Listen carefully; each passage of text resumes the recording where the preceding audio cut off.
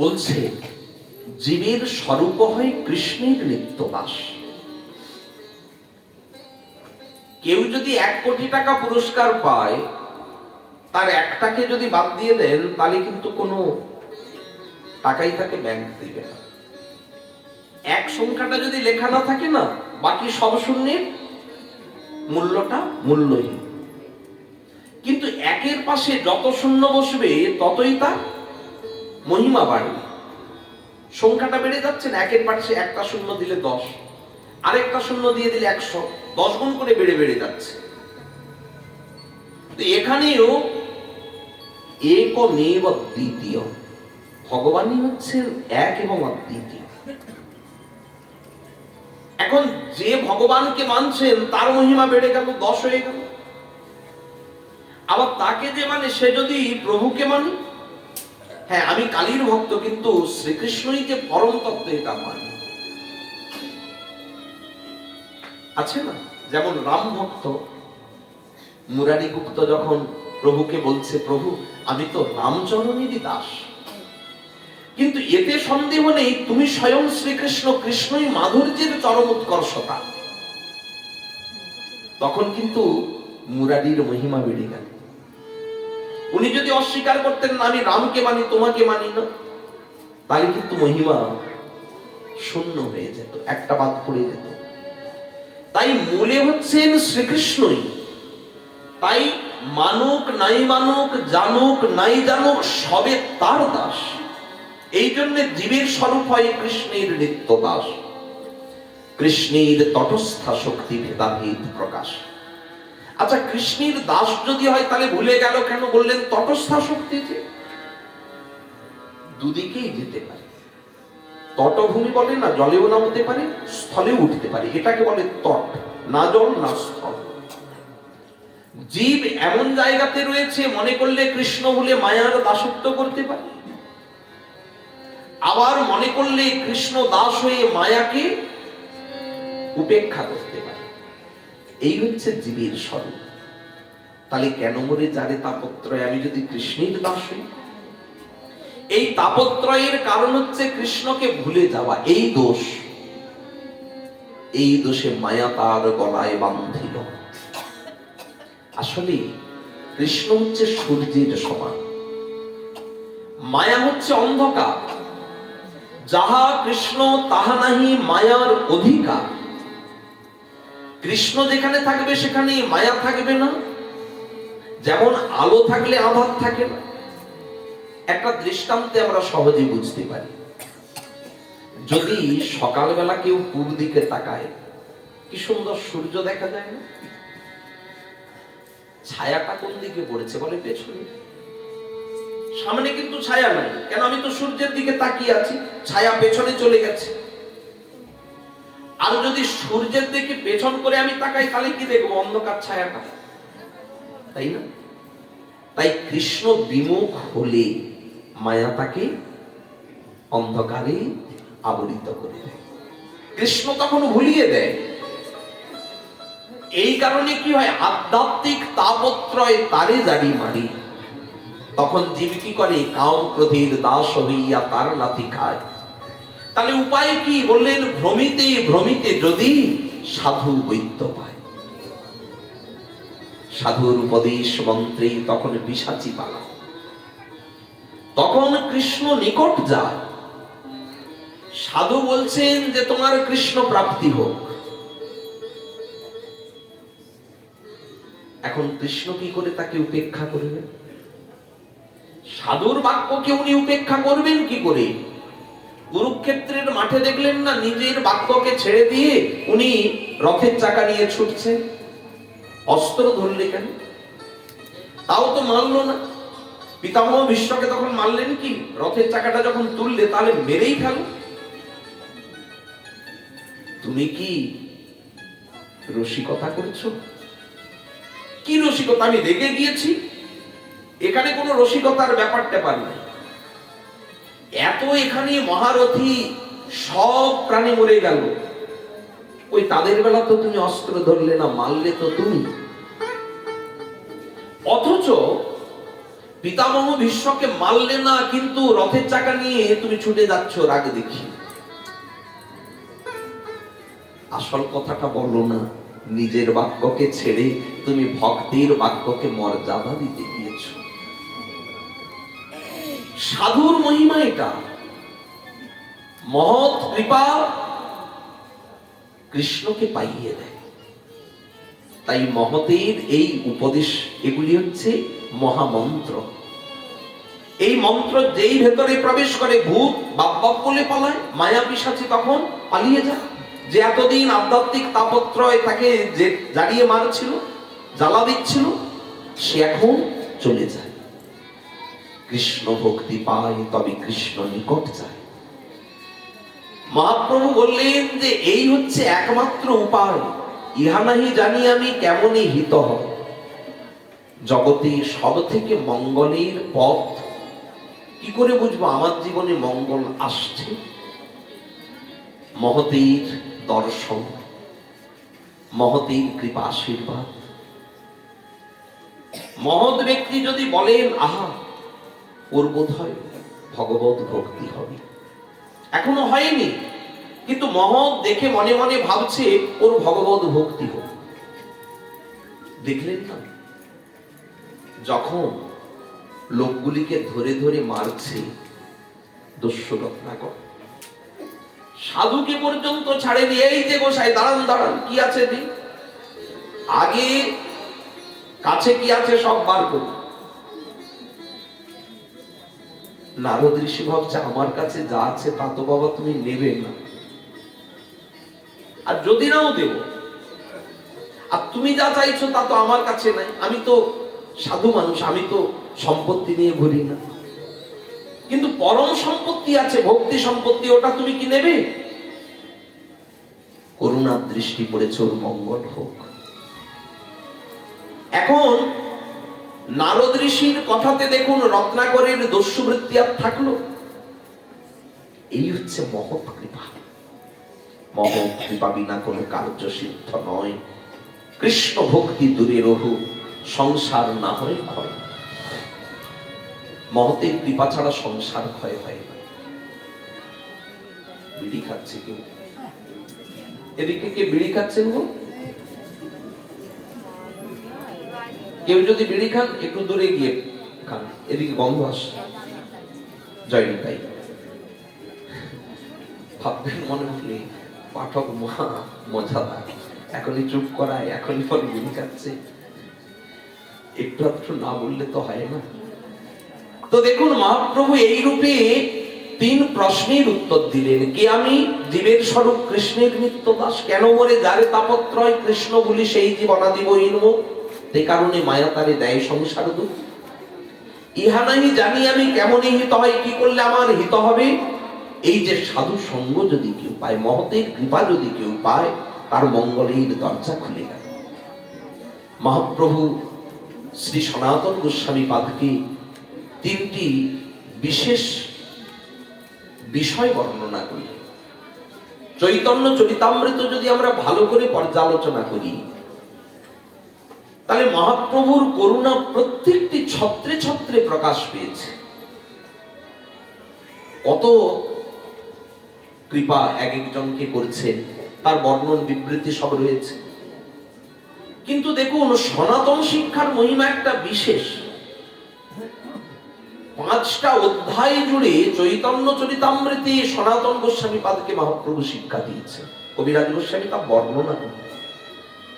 রামানন্দ সংবাদ 1 অধ্যায়, তাই না?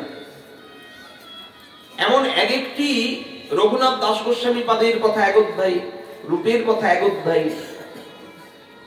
কিন্তু সনাতনের কথা বলতে গিয়ে 5টা অধ্যায় তিনি বর্ণনা করলেন। এতেই অনুমান করতে হবে সনাতন শিক্ষার মহিমাটা কি। 20 থেকে 24, 5টা অধ্যায়। সম্বন্ধ, অবিধেয় এবং প্রয়োজন, 3 তত্ত্ব। বিষয় অনেক বৃহৎ, কিন্তু বৃহৎ বস্তুকে যদি আমরা একটু সংক্ষিপ্ত আকারে আস্বাদন করি, আমাদের তো মূল বিষয়টা বোঝা। যারা মানে না তাদেরকে বোঝাতে গেলে অনেক কিছু বিচার করিয়ে বোঝাতে হবে, কিন্তু যারা ভক্ত তাদেরকে এত বিচার করার প্রয়োজন নেই। কৃষ্ণ স্বয়ং ভগবান, এক কথাতেই সকলের মনে স্থির বিশ্বাস। এতে চাংশ কলাপুংস কৃষ্ণস্তু ভগবান স্বয়ং। কিন্তু এই কথাটা যদি কেউ না মানে, বিরোধী পক্ষ যদি থাকে, তার জন্য কবিরাজ গোস্বামী পাদ সর্ব শ্লোক সিদ্ধান্ত দিয়েছে। বিভিন্ন শাস্ত্র, বিভিন্ন পুরাণের এক একটি দৃষ্টান্তকে স্থাপনা করে শ্রীকৃষ্ণের স্বয়ং ভগবত্তাকে প্রকাশ করেছে। তার মানে আমি যে বললাম কৃষ্ণের নিত্য দাসজি, এটা কিন্তু এক জীবনের সম্বন্ধ নয়। এবার গুরুদেবের থেকে দীক্ষা নিয়েছি, গুরুদেব বলেছে তুমি কৃষ্ণের দাস, কৃষ্ণের সেবা তোমাকে করতে। তার মানে আগে ছিলাম না, আগে গিয়ে হয়তো আর থাকবো না, এমন নয়। নিত্য সম্বন্ধ। এ বিষয়ে স্বয়ং শ্রীকৃষ্ণের ঐশ্বর্যের বিশদ বর্ণনা করেছে। কিন্তু যদি এক কথায় আমরা বলি সম্বন্ধ তত্ত্বটা কি, তিনি প্রভু, আমি দাস। নিখিল শাস্ত্র এই কথাই বলছে।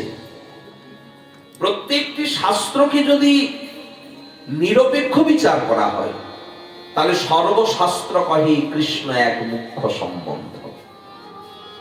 যতই উপাস্য বিভিন্ন প্রকার আমরা জগতে দেখি না কেন, বিভিন্ন প্রকার উপাস্য কিন্তু আমাদের চরম নয়।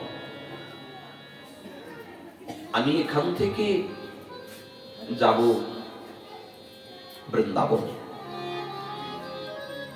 এখন এখান থেকে একদিনে বৃন্দাবন যেতে একটু মনে অসুবিধে হতেই পারে। ভোরের বেলা এখান থেকে বেরোবো, আর পরের দিন গিয়ে সেই সন্ধ্যেতে পৌঁছবো। তাহলে আজকেও না হবে দুটি প্রসাদ গ্রহণ, কালো হবে না। একটা অন্তত কাজ করলে ভালো হয়। আজকে যদি কলকাতায় মাসি বাড়িতে গিয়ে থাকি, ওখানে ভোরের বেলা কি করব, আমার এখান থেকে যেতে যে 3 ঘন্টা, ওটা তো পেয়ে যাব। ওই সময় আমি অন্ন আদি একটু রান্না করি, সঙ্গে করে নিয়ে চলে যাব। করে না যাদের ঘর ধরুন শিলিগুড়িতে, মালদাতে, তো ওরা কি করে, আগের দিন কলকাতা চলে আসে, কোনো এক আত্মীয়ের ঘরে কি কোনো এক গেস্ট হাউসে থেকে যায়, পরের দিন ওখান থেকে আবার যায়। তাহলে কেউ যদি বলে উনি হাওড়া যাওয়ার জন্য বেরিয়েছে, তা নয়, উনি যাওয়ার জন্য বেরিয়েছে বৃন্দাবন। হাওড়াতে গিয়ে একদিন বিশ্রাম করেছে। লক্ষ্যটা হচ্ছে আমাদের কৃষ্ণপাদ। যেই চরণী উপাসনা করুক, উনি একদিন ওখানে গিয়ে একটা জীবন ওখানে গিয়ে বিশ্রাম করছে, ওই দেব দেবতা তাকে কিন্তু বলবে, ভাই কৃষ্ণ আমার উপাস্য। যেমন বলেছিল না দিগ্বিজয়ী, তুমি তো সর্বজ্ঞানদাত্রী, তুমি তো সর্বেশ্বরী। সব দেবীর মন্ত্রে, সব দেবতার মন্ত্রে দেখবেন তাকেই সর্বেশ্বর, সর্বেশ্বরী বলে বর্ণনা করা আছে। দুর্গার পূজা মন্ত্র শুনবে, মনে হবে দুর্গাই সব। কিন্তু দুর্গার কাছে যদি যান, উনি বলবেন, আরে না না, আমার ঈশ্বর হল স্বয়ং শ্রীকৃষ্ণ। প্রভু একজন, তিনি সকলেই প্রভু। তাহলে এই সম্বন্ধ তত্ত্বটাই শাস্ত্র দিচ্ছে। সম্বন্ধ কৃষ্ণের নিত্য দাস, কৃষ্ণের উপাসনা করতে হবে। আচ্ছা, তাহলে কৃষ্ণকে উপাসনা করব কোন পদ্ধতিতে? কারণ শাস্ত্রে বহুবিধ মার্গ, বহুবিধ পথের বর্ণন রয়েছে। আমরা কোন সাধন পথে তাকে প্রাপ্ত হব? মহাপ্রভু বলছেন, দেখো, ন সাধয়েতি মানে যোগী ন সাংখ্যং ধর্মোত্তম। শ্রীমদ্ ভাগবত বলছে, ন সাধ্যায়ুস তপস্যা গো যথা ভক্তি মমোর্জিতা। এই ঠাকুরকে কেউ পারতে পারে না। আমরা মনকে কত সংযম, কত কি অনুশীলনের দ্বারা, প্রাণায়ামাদির দ্বারা তাকে তৈরি করি, প্রস্তুত করি।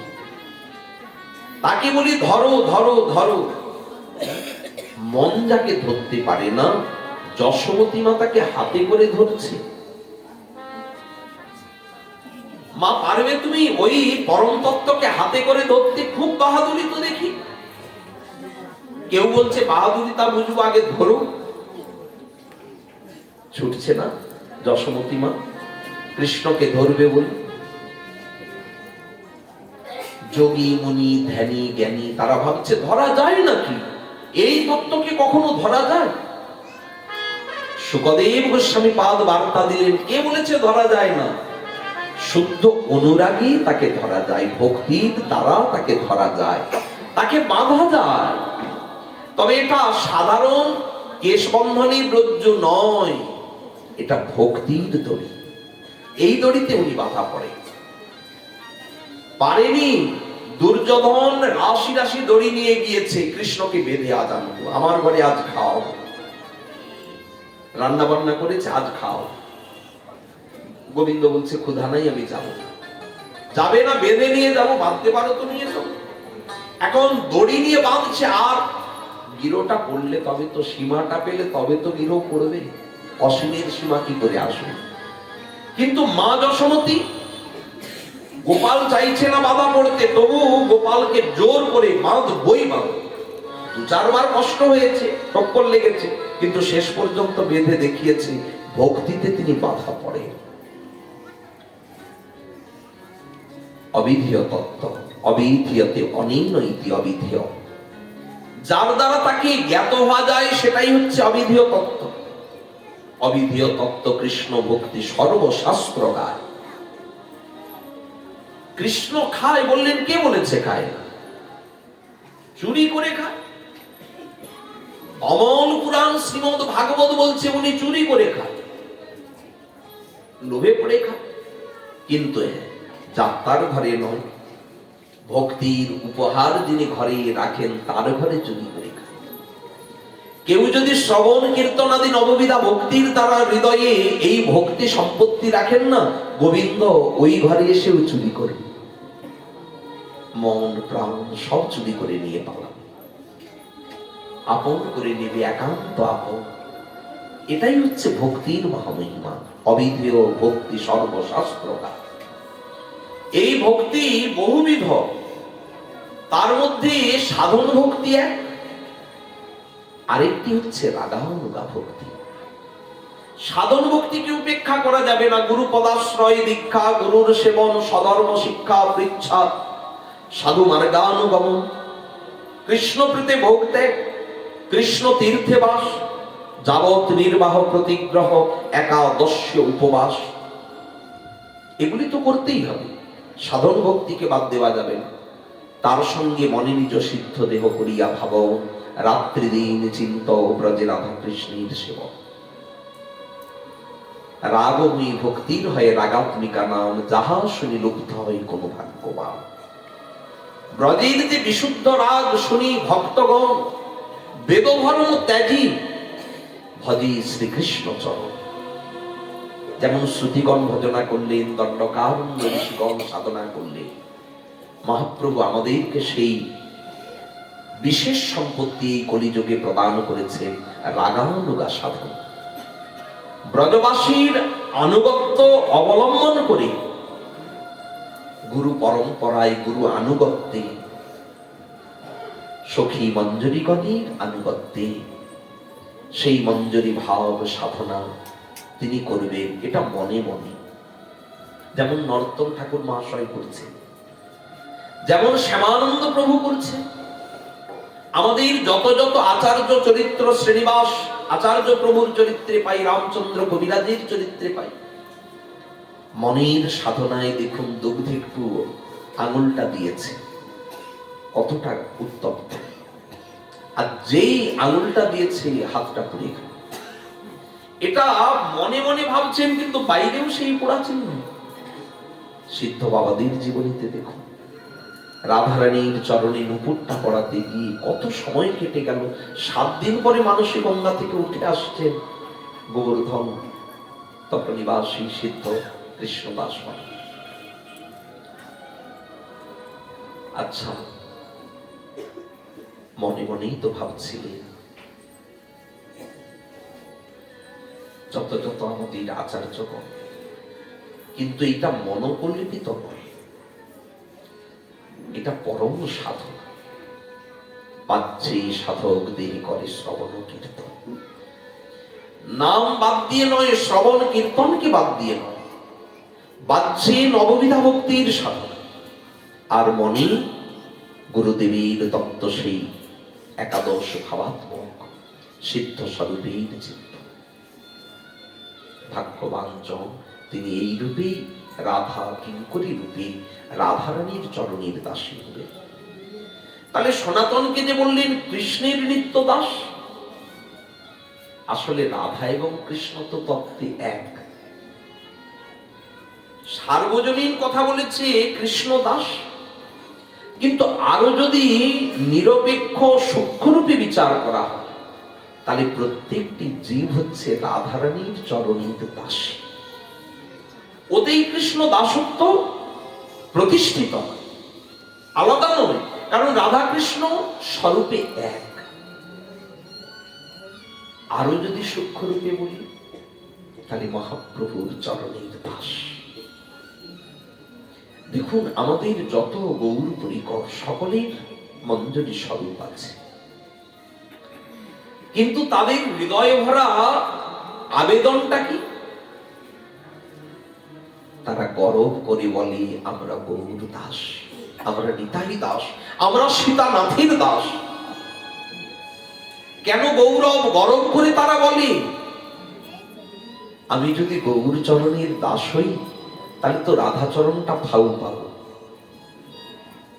আমাকে আলাদা করে পেতে হবে না, যথা যথা গৌর পদার বিন্দে বিন্দে তহ কৃতপুণ্য রাশি।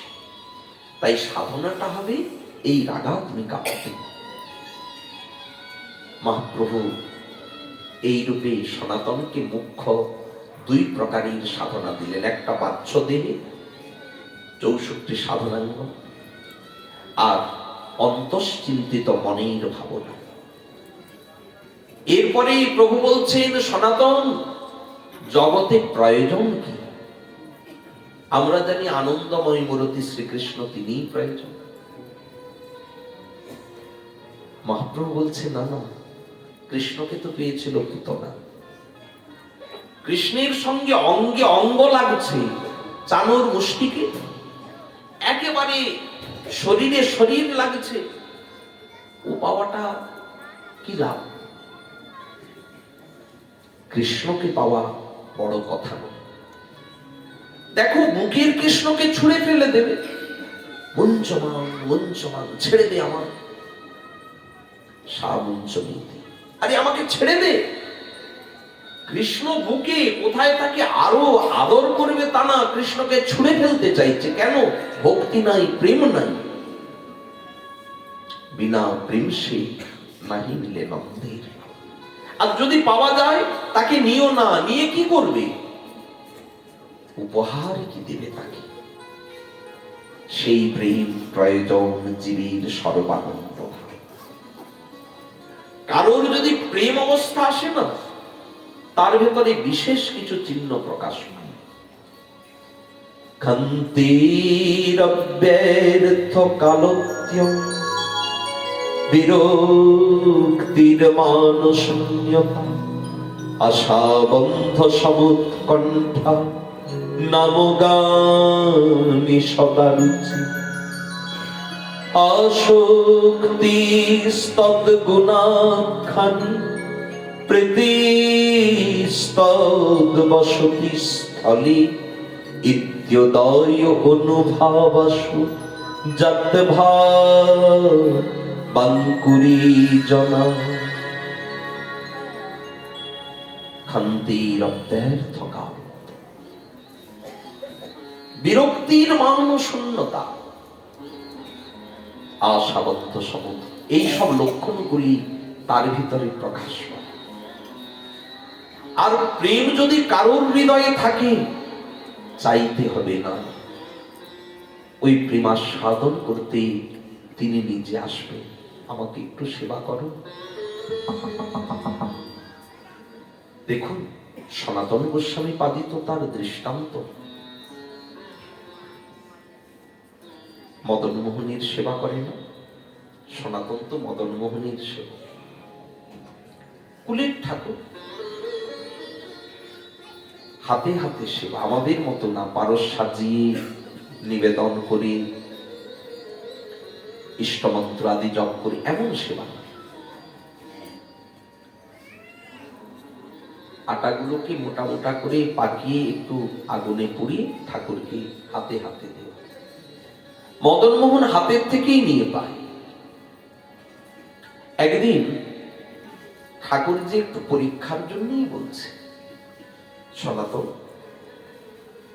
তুমি রোজ আমাকে পোড়া রুটি খাওয়াও, আপত্তি করছি না, তবে একটু লবণ দিলে তো স্বাদটা ভালো লাগে।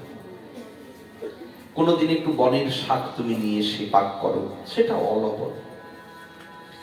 লবণ ছাড়া কি মুখে কোনো রুচি লাগে? এক চিত্তে লবণ দিও, লবণের তো দাম বেশি না, কারোর কাছে একটু চাইলেই দিয়ে দেবে, তো লবণ একটু দিও। শুনেছে, কোনো প্রত্যুত্তর করে। পরের দিন যখন আবার সেবা দিয়েছে, মদনমোহন মুখে দিয়ে দেখছে আজও তো লবণ দেয়নি। কি হলো সনাতন, ভুলে গিয়েছ? হয় অভ্যেস, তো দেওয়া অভ্যেস নেই, আজও সেই রকম করেছ। শোনো, কালকে কিন্তু একটু লবণ দিও শাকে। পরের দিন আবার সেবা দিয়েছে, আবার সেই অলবনে পরিপাক, সেই বনের শাক মদনমোহনকে দিয়েছে। কি সনাতন, আজকেও তো তুমি লবণ দাওনি? ভুলে গিয়েছ? সত্যি করে বল, ইচ্ছে করে দাওনি? দেখো, আমি 3 দিন ধরে তোমাকে বলছি একটু লবণ দিও, লবণ দিও। আমি তো বেশি কিছু চাইনি, একটু লবণ মাত্র চেয়েছি। সনাতন বলল, ঠাকুর যা দিয়েছি ভালো লাগে খাও, আর না ভালো লাগে চলে যাও। জগতে অনেক ভক্ত তোমাকে রোজ কত কি দিয়ে ডাকছে, 56 ভোগ, 36 ব্যঞ্জন, কত আয়োজন, যজ্ঞ, যশস্বর, লেচ্ছ, পেয়, কত উপাদান, উপকরণ, চলে যাও। যখন এই কথা বলছে, মদনমোহন মনে মনে ভাবছে, যত বড় মুখ নয় তত বড় কথা, একটু লবণের জন্য এত বড় খোঁটা। ভালো লাগে খাও, না ভালো লাগে চলে যাও। সনাতন, আমি কিন্তু থাকবো না, আমি তো তোমায় বিধে রাখিনি। সত্যি চলে যাব, যাও। মদনমোহন চরণটা বাড়িয়েছে সিংহাসন থেকে। সনাতন বলল, দাঁড়াও, এখনই যে বলছিলে চলে যাও, দাঁড়াতে বলছো কেন? না ঠাকুর, তোমাকে একটু প্রণাম করব, তুমি তো আমার কুলের দেবা, তোমাকে একটু প্রণাম করব, তারপরে চলেছে। দণ্ডবধ হয়ে পড়েছে। সনাতন আর ওঠে না। ভালো লাগছে না সনাতন, ওঠো, আমি চলে যাব। চলে যাও ঠাকুর, তোমাকে আবাহন করে আনা যায়, তোমাকে কি বিসর্জন দেওয়া যায়? তুমি চলে যাবে, এটা কি নয়নে দেখা যায়? চলে যাও। আমি তোমার সেবা করতে পারিনি, থাকবে কেন তুমি? যে তোমার সেবা করবে তুমি তার কাছে তো যাবেই, আমি আটকাবো কেন? আমি তোমার সেবা করতে পারছি না, জেনে গিয়েছি। মদনমোহন সিংহাসন থেকে নামলে নুপুরি রুনুঝুনু রুনুঝুনু শব্দ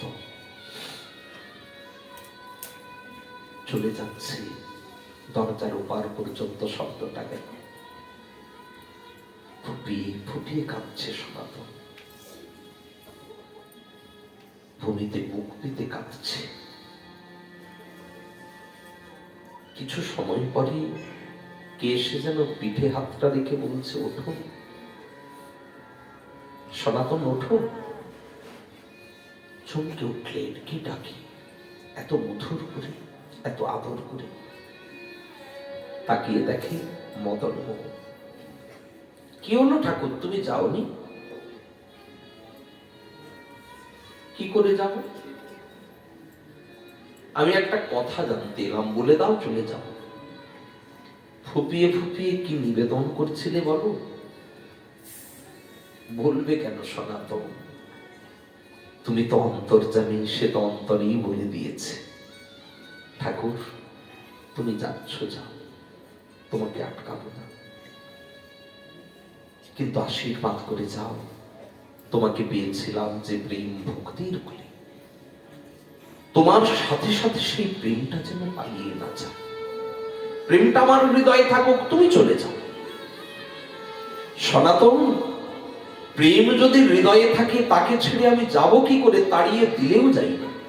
এই দেখো আমি যাচ্ছি না, তুমি আমাকে এখান থেকে পাঠিয়ে দিলেও আমি যাব। আমি তো দ্রব্য গ্রহণ করি না। নানো পচার কীত পূজন মর্ত প্রেমৈব ভক্ত হৃদয়ং সুখ বিদ্রুতাৎসা। অনেক উপকরণ ঠাকুর দেখে না, কি দিয়েছে দেখে না, কি ভাবে দিয়েছে এটা দেখে। তাকে কি নয়ন জলে প্রেমে হৃদয় থেকে কি দিয়েছে উনি গ্রহণ করে নেন, বাধা দেন না, আপত্তি তোলেন না। ঠাকুরকে কি প্রয়োজন? প্রেম যদি থাকে, ঠাকুরকে তাড়িয়ে দিলেও যায়। ঠাকুর বাধা।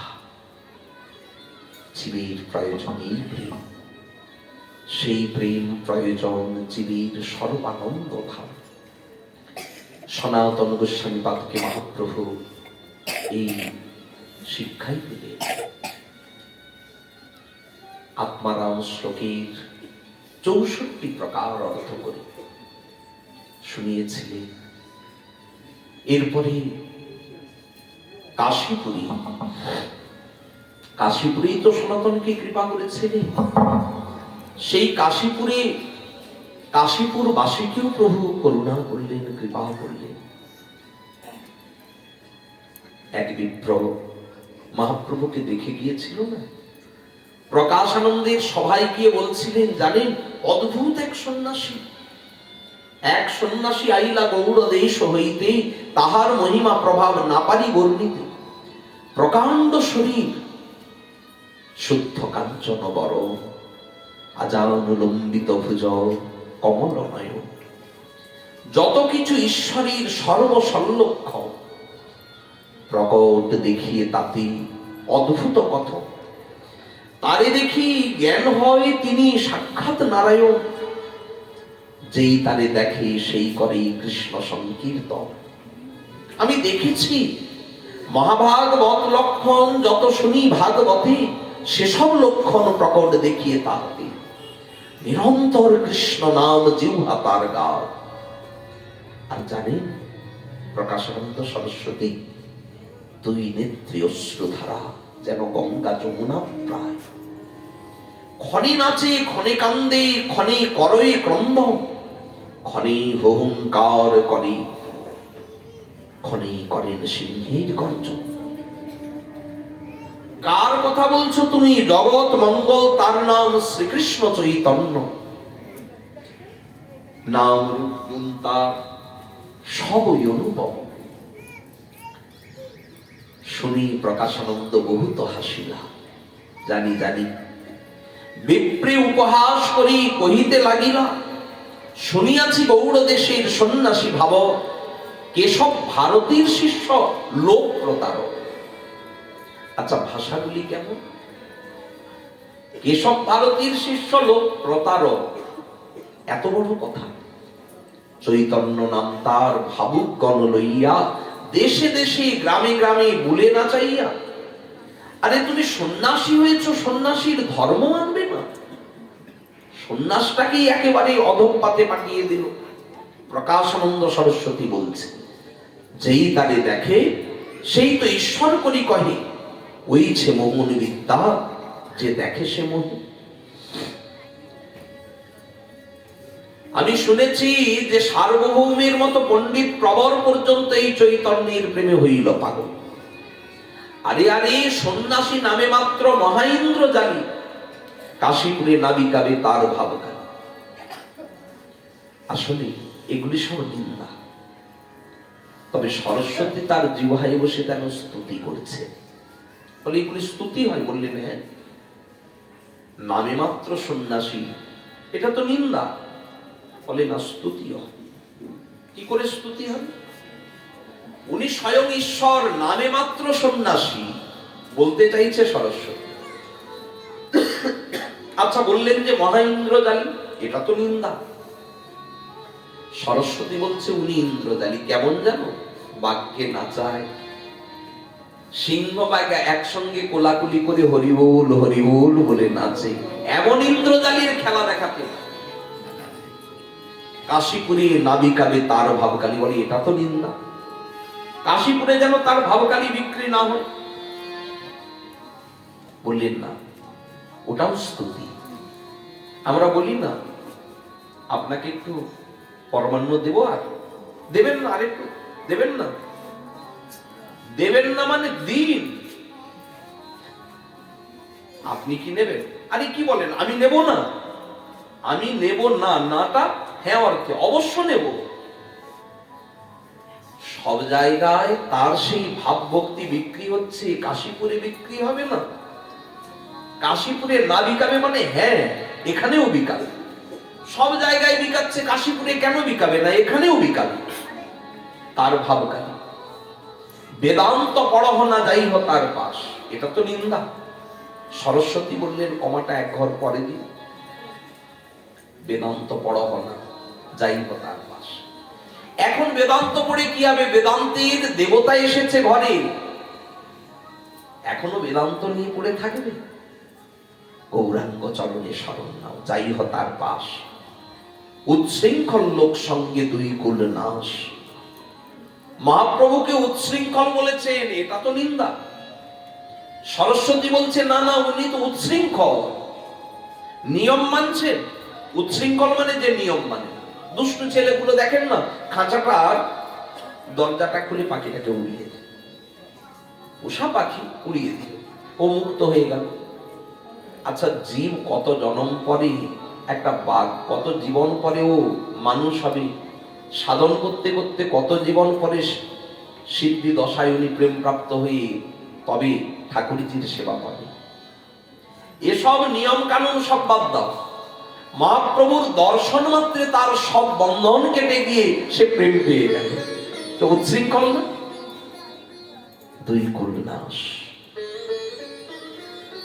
মহাপ্রভুর এই নিন্দা শুনে ব্রাহ্মণ ভাবছে একবার যদি প্রকাশানন্দকে সামনে বসাতে পারতাম। তো উনি করেছেন কি, সব সন্ন্যাসীকে একবার নিমন্ত্রণ করেছে নিজের গৃহে। মহাপ্রভুকেও নিমন্ত্রণ করেছে। প্রভু কারোর ঘরে যায় না, তবে ওই ব্রাহ্মণকে কথা দিলেন আমি যাব। কেন? এই যে সন্ন্যাসীর উদ্ধার লাগিয়ে ভঙ্গি, তাহা স্বীকার করলেন যাব। যেদিন নিমন্ত্রণ, সব সন্ন্যাসী এসে বসে আছে, বেদান্তের আলোচনা করছে। মহাপ্রভু এসে বললেন কি, ওই যেখানে সবাই পা ধুয়েছিল ওখানেই প্রভু নিজে পাটা ধুয়ে বসে, পাদ প্রক্ষালন করি বসিলা সেই স্থানে। আর শুধু বসেনি, বসিয়া করিলা কিছু ঐশ্বর্য প্রকাশ। কোটি সূর্যময় বপু, মহাতেজময় বপু, কোটি সূর্যাভাস। প্রভাবে আকর্ষিল সর্বসন্ন্যাসীর মন। সর্বসন্ন্যাসী উঠে দাঁড়ালেন, ছাড়িয়া আসন। মহাপ্রভুর প্রভাব দেখে সবাই দাঁড়িয়ে পড়েছে। হবে না? যারা ব্রহ্মের উপাসনা করেন, এনারই তো অঙ্গ জ্যোতি ব্রহ্ম। তাহলে স্বয়ং প্রভু এসে গিয়েছে। ওনাদের যে মধ্য মুকুটমণি প্রকাশানন্দ সরস্বতী ছুটে এসেছে। আরে আরে শ্রীপাদ কেন এখানে বসতো? ইহাইশ ইহাইশ, শুনো শ্রীপাদ, অপবিত্র স্থানে বৈশ্য কিবা অবসাদ।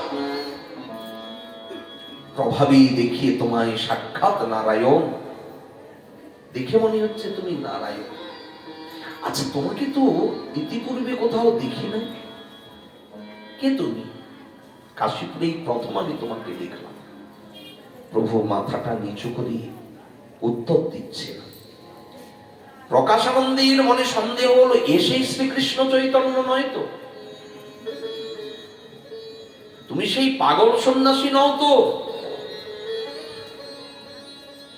কে তুমি? প্রভু বললেন, সেই অধম আমি অতিমন্ত। ও, তুমি সেই শ্রীকৃষ্ণ চৈতন্য? আচ্ছা, হীনাচার করো কেন? কি ইহার কারণ?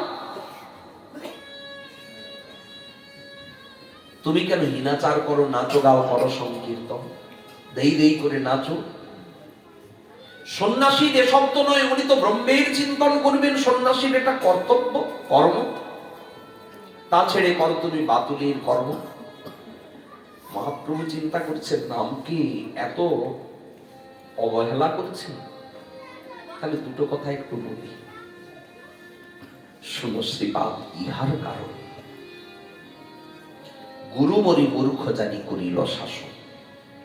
তুমি মূর্খ, তোমার নাই বেদান্তাধিকার। এক কাজ করো, তোমার তো বেদান্ত তুমি বুঝতেই পারবে না, তুমি তো মূর্খ। গুরুদেব শিষ্য করেছেন কি করবে? কৃষ্ণ মন্ত্র জপ সদা, এই মন্ত্র সার। সেই থেকে আমি কৃষ্ণ নাম জপি। তো ঘরের কোণে বসে একাগ্র চিত্তে মন্ত্র জপ করো, কি আপত্তি করেছে? তুমি দেই দেই করে নাচবে, রাস্তায় গড়াগড়ি যাবে, পাগলের কাণ্ড করো কেন? শুনুন না শ্রীপাদ, আমি তো নামই করতাম। গুরুদেব বলে দিয়েছে, হরির নাম হরির নাম হরির নাম কি বলো, বলো নাস্তি ও নাস্তি ও নাস্তি ও গতিরন্যথা। এই তার বাক্যে আমি দৃঢ় নিশ্চয় করি, কৃষ্ণ নাম মহামন্ত্র সদা জপ করি। কিন্তু জপ করতে করতে আমার মনটা কেমন উদ্ভ্রান্ত হতে লাগে। আসলে যেই জপে তারই কৃষ্ণে উপজায় ভাব। মন্ত্র জপ করতে করতে আমি পাগল হয়ে যেতে লাগলাম, হাসায় কাঁদায় নাচায় গাওয়ায়। না নাচি আমি আপন ইচ্ছা। এই কৃষ্ণ নাম আমাকে কখনো নাচাচ্ছে, কখনো গড়াগড়ি দেওয়াচ্ছে। কৃষ্ণ নামে ধরে কত বল, কত শক্তি। বিষয় বাসনা নলে জিহ্বাব সদামোর চিত্ত জলে, রবি তপ্ত মরুভূমি সম। কর্ণরন্ধ্র পথ দিয়া হৃদি মাঝে প্রবেশিয়া, বরিশায়ী সুধা অনুপম। হৃদয় হইতে বলে জিহ্বার অকৃতে চলে, শব্দ রূপে পাই পরিণাম।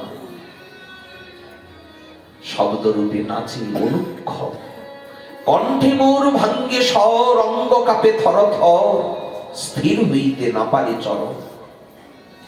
চক্ষে ধারা দেহে খর্ব, পুলকিত সর্বয়ঙ্গ। চর্ম পুলকিত হচ্ছে, বিবর্ণ হইল কনে কলেব, মূর্ছিত হইল মন প্রলয়ীর আগমন। ভাবি সর্বদেহ জড়জড়। এই নাম করলে তো এরকমই হয় না? নামের কত বল, কৃষ্ণ নামে ধরে কত বল। হৃদয় হইতে বলে জিহ্বার অকৃতে চলে, আর দেহটাকে থরথর করে কাঁপায়। পুলকিত চক্ষে ধারা দেবী, খর্ব পুলকিত সর্বচর্ম, বিবর্ণ হইল কলেব। এত করি উপদ্রব, কি উপদ্রব করছে দেখুন না। এত করি উপদ্রব, চিত্তে বর্ষে সুধাদ্র, ডারে মরি প্রেমীর সাগরে। লইল আশ্রয় যা, আমি নামেরই তো আশ্রয় নিয়েছিলাম। হেন ব্যবহার তার, সে আমাকে এইভাবে নাচালো, এইভাবে কাঁদালো, এইভাবে গড়াগড়ি দেওয়ালো। আমি নিজের ইচ্ছাই কিন্তু নাচি না। নাম মরে নাচাই, কাঁদায় গাওয়ায় হাসায়, না নাচি আমি আপন ইচ্ছা। সব সন্ন্যাসী শুনছে। আমি গিয়ে গুরুদেবকে বললাম, গুরুদেব কিবা মন্ত্র দিলা গোসাই, কিবা তার বল। জপিতে জপিতে মন্ত্র করিল পাগল। কি মন্ত্র দিলে না? এই মন্ত্র জপ করতে করতে পাগল হয়ে যাচ্ছে। গুরুদেব জিজ্ঞেস করলেন, কেন কি হয়? কখনো নাচি, কখনো কাঁদি, কখনো যাই গড়াগড়ি। গুরুদেব সব শুনে আমায় মুখে জড়িয়ে ধরে বলল, শ্রীকৃষ্ণ চৈতন্য, জানো কৃষ্ণ নামের ফল প্রেম সর্বশাস্ত্রে গান। এটা তো পঞ্চম পুরুষার্থ। এই কৃষ্ণ নামের ফল তো প্রেম। কোন ভাগ্যে সেই প্রেম তোমার হইল উদয়? হয় না সকলে, তোমার হয়েছে ভাগ্য। এত বলে এক শ্লোক শেখাইল মরে, এই বলে একটা শ্লোক আমাকে শোনালো, এবং ব্রত সপ্রিয় নাম কীর্তন জাতানুরাগ দ্রুত চিত্ত উচ্চৈ অসত্যোথিরদিতিরৌতিকায় তন্মদ্ব নৃত্য তিলকবাহ্য। এবং ব্রত সপ্রিয় নাম কীর্তন, এই নাম যেই জপে তারে কৃষ্ণ উপজায় ভাব। এই যে হাসাচ্ছে, কাঁদাচ্ছে, গাওয়াচ্ছে, হসত্যথিরদিতিরৌতিকায়, উনি করেন না, নাম এগুলি সব প্রভাব বিস্তার করে করে। নামেরই মহিমা। মহাপ্রভুর মধুর কথা শুনে সব সন্ন্যাসীর মন ফিরে গেল। সর্বসন্ন্যাসী লইল মহাপ্রভুর আশ্রয়। আমাদের কি এরকম হবে না? আমাদের কি নাম নিতে নিতে নয়নে অশ্রু ঝরবে না? কতদিন তো ব্রহ্মের উপাসনা করেছি, ওই দেহ তো কোনোদিন পুলকিত হলো না। সর্বসন্ন্যাসী এসে মহাপ্রভুর চরণে শরণ নিলেন, এই প্রকাশানন্দও নিলেন। গৌর কৃপায় হৃদয়ে স্ফুরিত হচ্ছে রাধা চরণের কি মাধুর্য সিদ্ধি। রাধা রস সুধানিধি ওনারই রচিত গ্রন্থ। উনি হলেন পরবর্তীকালে প্রবধানন্দ সরস্বতী, যার মুখে মহাপ্রভুর স্তুতি গাথা। অচৈতন্য ইদং বিশ্বং যদি চৈতন্য ঈশ্বর নবদ সর্বশাস্ত্রাজ্ঞায়পি ব্রাহ্মতিতে কিঞ্চন। নারী তো কথা, যথা যথা গৌর পদার বিদ্যে বিদ্যিত কৃত পুণ্য রাস তথা তথোৎসর্পতি হৃদ্য কস্মাৎ রাধা প্রেমাম্বধি সুধাম্বুরাস। মহাপ্রভুর চরণেই তো রাধা প্রেমীর আস্বাদন। তাই বলছেন, গৌরাঙ্গীর দুটি পদজার ধন সম্পদ, সে জানে ভগতি রসসার। গৌরাঙ্গীর মধুর লীলা, যার কর্ণে প্রবেশিলা, হৃদয় নির্মল ভেল তার। আমরা আমাদের মনকে একটু যদি পরিষ্কার করতে পারি, মল ভর্তি তো কাম ক্রোধ লোভ মদ মোহ মাৎসর্য সব মল ভরা। এই কথা শুনতে শুনতেই একটু একটু করে এই মলগুলি বাহির হয়। হৃদয় নির্মল ভেল তার। আসলে কোথা দিয়ে সময় পালিয়ে যায়। নদীর স্রোতের প্রায় সময় বহিয়া যায়, সময় চলে চলে যায়। দেখতে দেখতে 7 দিন বিশ্রামেরই পথে। কালকে আমাদের বিশ্রাম তিথি। এই যে সপ্তাহযোগ্য যারা এসেছে, মহাপ্রভুর কথামৃত শুনছে, আপনাদের কাছে বিশেষ নিবেদন। আগামীকাল হরিদাস নির্জান লীলা রয়েছে। মহাপ্রভু ভিক্ষা করেছিলেন। মহাপ্রভু কার জন্য? ভক্তের জন্য। সর্ব বৈষ্ণবকে উনি সেবা দেবেন। এছাড়াও সব গৌর ভক্ত ঝালি সাজিয়ে নীলাচলে যেতে, আমরা সেই লীলাগুলি আস্বাদন করব। তো যারা এই সপ্তাহযোগ্য আস্বাদন করছে, তাদের কাছে নিবেদন, আপনারাও সকলে ঝালি সাজিয়ে ভিক্ষা নিয়ে আগামীকাল আসবেন। আমাদের বাবাজি মহারাজ এত বড় অনুষ্ঠান করেছেন, উৎসব করেছেন। সেই উৎসব আপনাদেরই ব্যবস্থাপনায়, আপনাদেরই পূর্ণ সহযোগিতায় রাজি বলছিলেন ভক্তগণেরই ব্যবস্থাপনায় হচ্ছে, তথাপিও আমি তো কিছু ভিক্ষা দিতে পারছি না। আমি মনে মনে ভাবছি আপনাদের ভিক্ষা দ্রব্যটা নিয়ে যদি দাদাজির এই মহতি উৎসবে যদি একটু সেবায় যুক্ত হতে পারি, তাই আপনাদের কাছে বিশেষ অনুরোধ, আগামীকাল আপনারা সকলে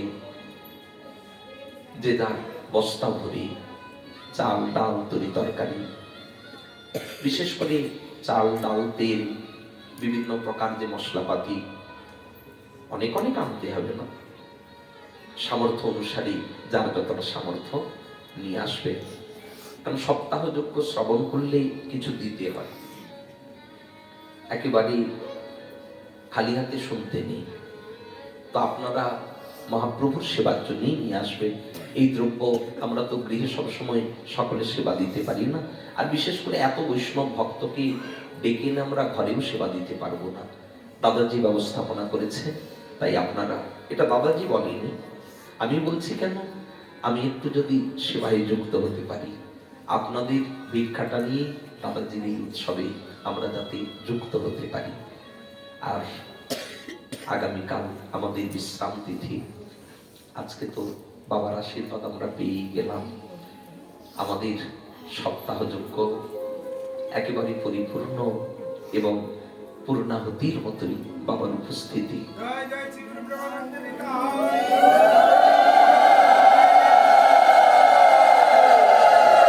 আমরা যেন জনম জনম আচার্য গণের চরণে এই রূপে শ্রদ্ধা ভক্তিযুক্ত আমাদের মনটাকে রাখতে পারি।